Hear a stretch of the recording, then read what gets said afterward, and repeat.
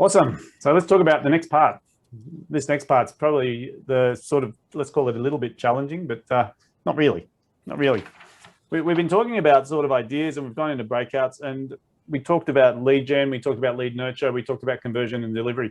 Now, the last one, leverage. I'm going to spend about 20 minutes on this right now, because for me, this is the essence of who we are as a business coaching organization and what we do. And I've been thinking about different ways to sort of structure this idea of leverage. And I know for a fact, every time we start with a coaching client, one of the first things we ask them to do is commit time to working on the business. And we often say you need somewhere between 2 and 4 hours a week of working on the business time outside of coaching sessions. And for some people, it's easy. Some people, it's almost impossible. They have to take it out of their sleep routine because it's so scarce for them time. They're so busy. But the reality is, when we talk about leverage and we talk about how to get yourself out of being stuck in the business, you're going to quickly realize that time is your most valuable asset. So this next section, we're going to be talking about this topic of leverage at large. And I'm going to share some concepts that I've learned. One of the things that I do, and I have my own coach, and my coach sort of helps me understand how to grow my own business, because I have the same problem as everyone else. You know, that old saying, a fish can't see water.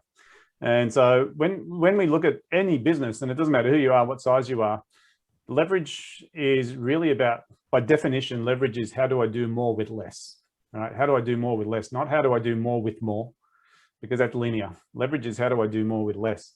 And I think one of the concepts is that when we talk about the business owner and we talk about the value of time, and we're going to touch on this today, I want to sort of help you understand the message, and the message that I want to communicate to you is simple. If we talk about leverage, it's going to be about doing this. It's going to be about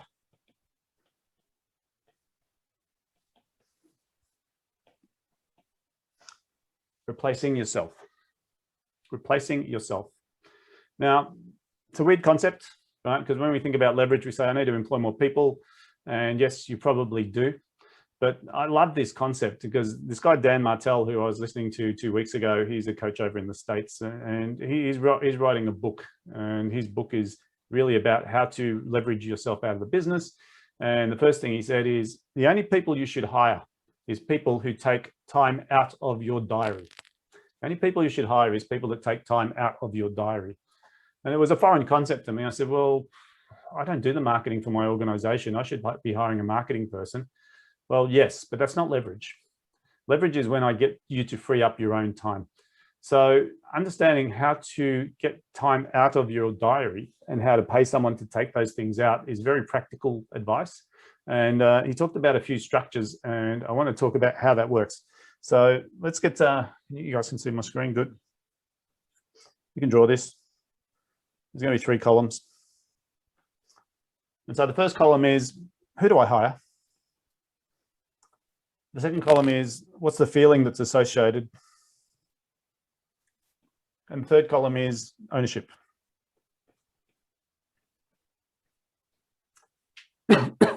So when we start looking at how do I take stuff out of my diary, we start with the lowest hanging fruit, or the lowest hourly rate thing, right? And so when we think about it, one of the things that most people hate doing, unless this is your profession, is administration. Now, when you are doing administration in your business as an owner, usually the feeling that's associated with that is feeling stuck, because it's something you have to do. No one else can do it. And it's sort of low-level hourly rate work, right? Now, where's the ownership? It's the ownership of what goes into your inbox and what's in your calendar. Now, something I've learned, I've read many books on time management, and one of the most important lessons I ever learned is the difference between a to-do list and a calendar. A to-do list is a list of tasks that you'd like to do in your discretionary time. So a lot of us have a to-do list, and we've got 3 things on there, and we go, there's 3 things I need to do today. Call John, write proposal, do X. Now, the issue with it being in a to-do list is there's no time slot associated to it. And a good friend of mine who's on this call used to say, if it's in my diary, it gets done, right?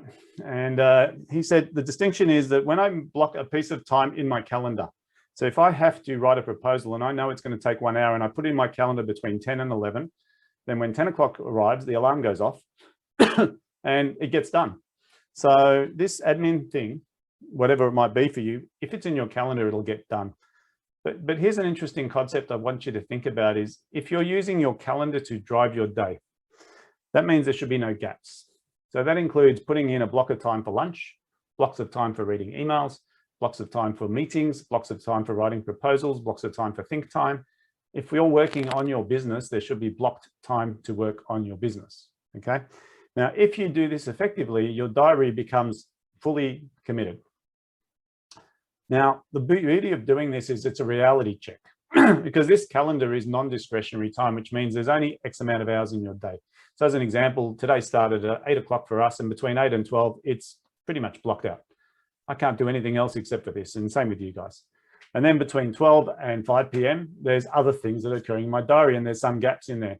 Now, the gaps are usually where we do our discretionary items, which might be checking emails, it might be calling people who called you, things that happen as a result of today. Is everyone following me on this? Right?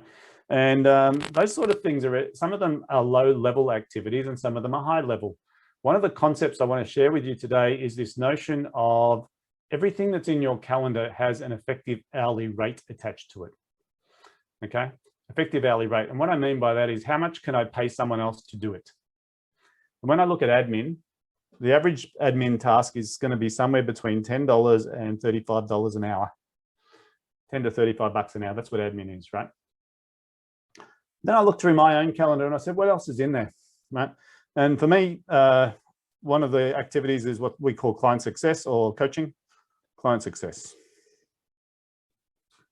Now, the feeling that I get is that I need to do it because it's the delivery of my service, right? But it stalls me because it stops me working on my business. So I feel stalled, okay? And basically what's involved with that, that's onboarding and support. Now, client success to me is something that I've delegated to Kelly. So she takes on the onboarding of clients and she takes care of making sure that they can get times with coaches. She can make sure they get access to these events. Once again, that's a task. It's a little bit more than admin, but it's still in the sort of next level of what I can delegate out of my calendar. And we keep going, and then we say, all right, what else is in the calendar? It might be that marketing, okay? Now, those of you who do things like networking, marketing is definitely a part of your calendar. So if you're part of a BNI group or if you do any other networking events, that's time that's blocked out in your calendar. Now, what's the feeling that's attached with doing marketing? It's, you know, the way that this guy described it, he said, this is friction. Some people love marketing, some people hate marketing, some people know they need to do it, but it doesn't generate income, right? What it does is it generates leads, maybe, but it takes up a bit of our time. And so how does it look? It looks like this. The ownership is that there's campaigns, which means what's the strategy moving forward? And then there's the management of the traffic. So marketing generates leads. Leads need to be managed. They're not clients, they're not paying, but it's work that I need to do if I'm doing marketing. And we keep moving through. And the next thing that we look at in my calendar is sales. Now, sales to me, right? The feeling I get out of sales is freedom. And what I mean by that is I make a sale, client joins our program, gets involved with one of our coaches, and I can move that person into some campaign where they'll get the success. So what's involved? What's the ownership? This is calls and follow-ups. Is this making sense? Thumbs up if you're with me. Thumbs, yep. So all we're really doing is we're saying these are the activities that are in my calendar. And if I'm going to replace, I'm going to start from the lower level and I'm going to move myself up. So every one of you is going to say, well, what do I need to hire? Now, there's a book that a few of you have read over the past quarter, which we've been recommending, which is a book called Who, Not How. And Who, Not How, really, the philosophy is simple. It says, rather than trying to work out how to solve a problem, try and work out who can solve the problem for you so you can hand it off. Now, replacing yourself means, well, I can do my own, I can edit my own website. I can do it, right? I can do my own sales. I can do my own admin. I can do everything myself. And sometimes we convince ourselves that it's cheaper to do it yourself than it is to pay someone else, or that we'll do it better than someone else. But has anyone had this experience, especially with admin and bookkeeping, where you pay a bookkeeper to do the work and they're twice as quick as you? right?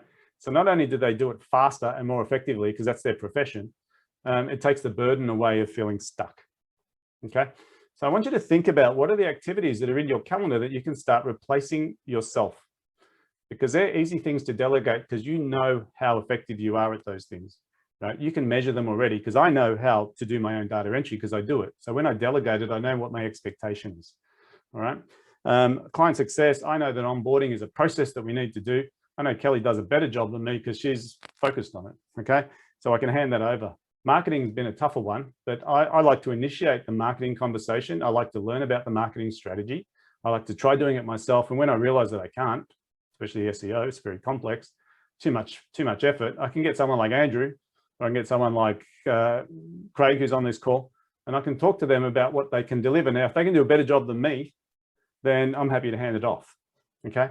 And so then the last thing that we need to put in here is, what's the thing I should be doing most?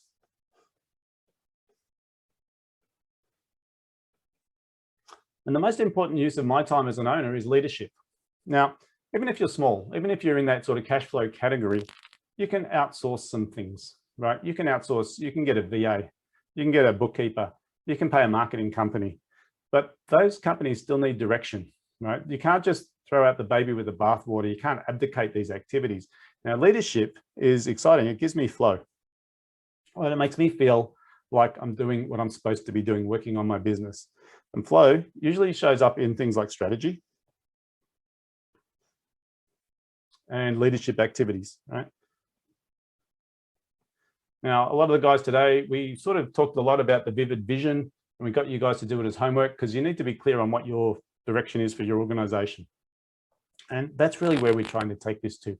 We're trying to get you guys clear on what is it that you can let go of. So how can I replace myself?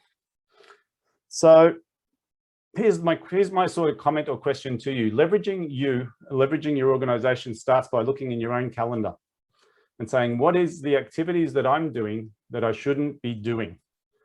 And if you can see them in there as admin tasks, or if you can see them in there as open the shop, close the shop, and there's someone else that can do it, you can start moving some of those responsibilities across. Now, the side effect of doing this is you will free up some time, okay? But it doesn't mean you'll be sitting on your hands and doing nothing, because often the business owner is so busy doing the work of the business, there's no one steering the ship. And when we talk about steering the ship, we've got some interesting opportunities within the economy right now, right? And some people are smart enough to say the tides are shifting and we need to be ready because there's some good opportunities right in front of us. And other people, I'm so busy, I haven't got time to look at that, but we're making good cash. But it still comes down to, what can I do to replace myself? What can I do to get stuff out of my own calendar? Everyone with me on this so far? Awesome. So let's talk a bit about how this looks in the long term, okay? Because what we're trying to achieve here is this notion that in your business, there's a couple of areas of expertise, and you'll sort of manage this tip for yourself. But if you think about how it works, we've got sort of product, we've got engineering, we've got marketing, we've got sales, we've got customer service, and we've got operations.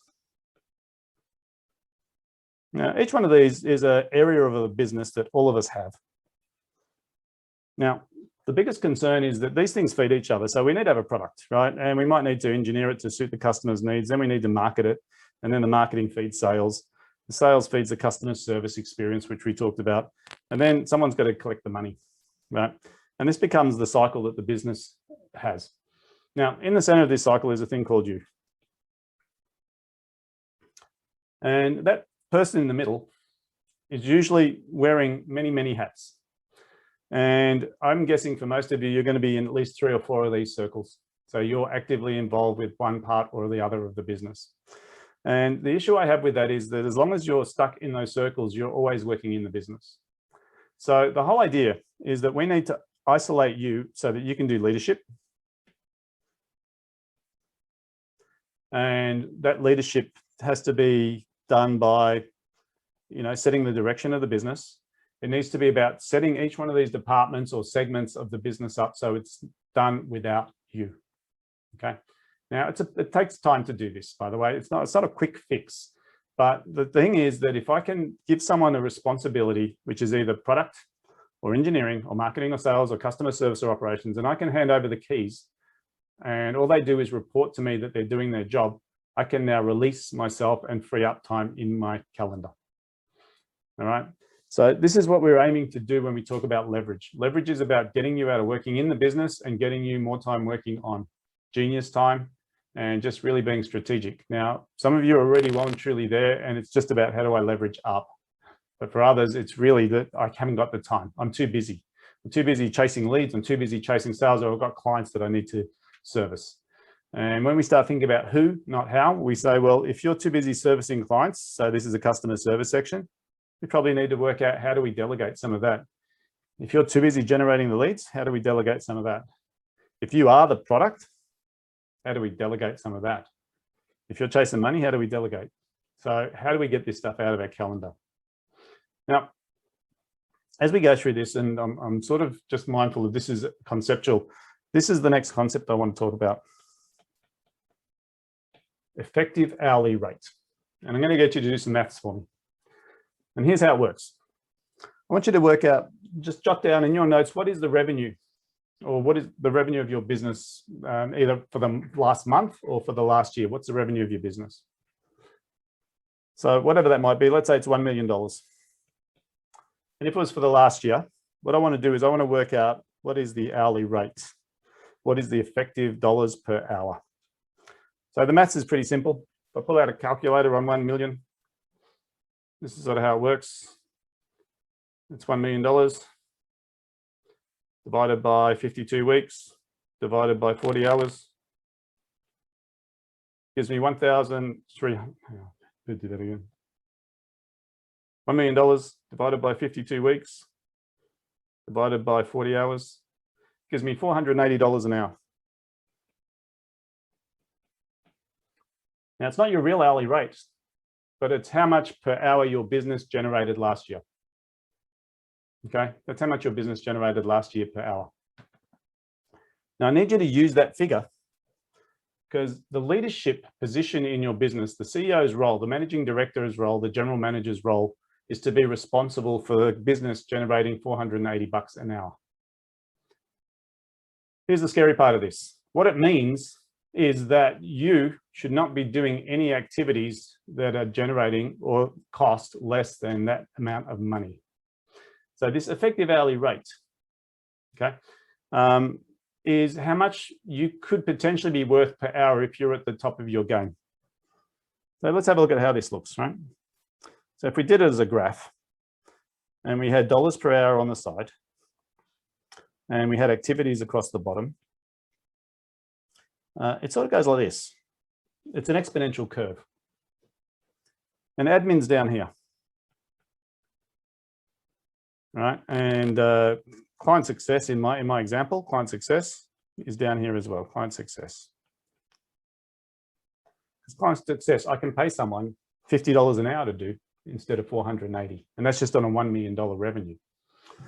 And our job as a business owner is to increase our effective hourly rate to at least the dollar value per hour of the revenue of the business.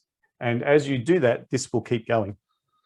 So let's imagine that if we took all the admin tasks off of your calendar and we put you into sales and sales activities more frequently, then what would start to happen is that you would start to see an increase in revenue, which then would increase the hourly rate. Is this making sense for everyone? So the first piece of homework here is to calculate what the leadership effective hourly rate is, which is the number of hours that you put in as a leader per week divided by the revenue. Okay. Now, we need to learn to delegate effectively to do this. So all of these things that we talked about before, we talked about how do we get this stuff out of my calendar? And I just want to touch on this very quickly because you need to learn how to delegate effectively, and to learn how to delegate effectively requires a couple of skills. Not complex, simple. The first one is this, right? I have a thing called the 1-3-1 rule. 1-3-1 rule. If I delegate something to one of my team members, I say, you have one problem to fix. I need you to come back with 3 options and 1 recommendation. Now, why would I ask people to come back with 3 options and 1 recommendation? Because if I don't, they'll come to me with 3 options and they'll leave it to me to make a decision. So the 1 problem, 3 options, 1 recommendation. That's what we need to be doing to delegate effectively. Okay. Now, effective delegation requires a definition of done. Effective delegation requires a definition of done. If I don't have a clear picture of what I'm delegating, I cannot delegate it. And that's why when someone says I should outsource my marketing, if I don't know what my expectation is, if I don't know what the return on investment is, if I don't know what the parameters are, it's dangerous. If I employ people to do things I don't know how to do, then the risk is that I can get taken down a garden path. So be very mindful. Taking stuff out of your diary means it's stuff you know how to do because you're doing it already. You can delegate that stuff very easily and free up time to learn how to do different things. And I need you to think about, how do I do this specifically over the next 8 weeks so that I can start freeing up some of my own time? A classic quote, just as I finish up this presentation. Dan Martell said this, he said, if you don't have an assistant, you are one. If you don't have an assistant, you are one. So for those people who are considering whether I get a PA or a VA, if you don't have one, you are doing the work yourself. People say, I can't justify a PA because I do all my own emails, I do my own bookings, I do my own this. If you don't have a PA, you are one. And a PA is probably the lowest common denominator in delegation. Now, for those who say, well, I can't justify the paying of a PA, I want you to do the mathematics on the effective hourly rate for the leader versus the effective hourly rate for employing that PA. Because it's not about how to do the work, it's about who can do the work for me, because the work needs to be done.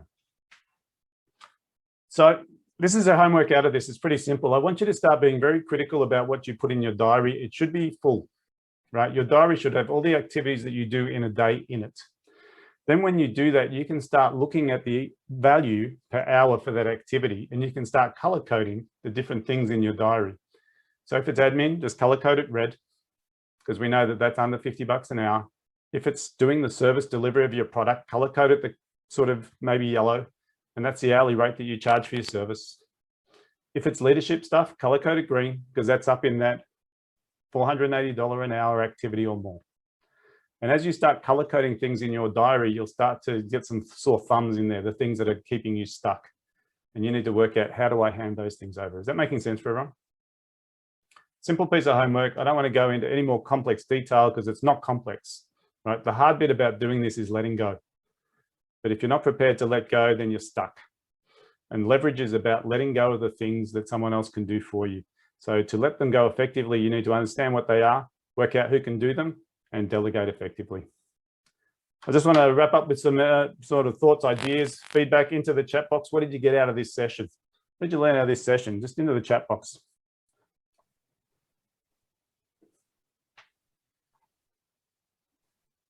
One, clarity and refinement. 131, that's it. Understanding where my time is going, absolutely. You need to be very critical about how your time's being spent and being honest about the hourly rate attached to it. Effective hourly rate's a big one. Awesome. What else we got? Let's get a few more comments into the chat box. The value of leverage, great food for thought. What can you really leverage today? Yeah, start in your own calendar. Don't think about who do I need to employ in my organization. Look at what you're doing that you shouldn't be doing. Because the leader's job is to escalate themselves in value, get up that curve, right? Need to improve delegation. Awesome. Excellent.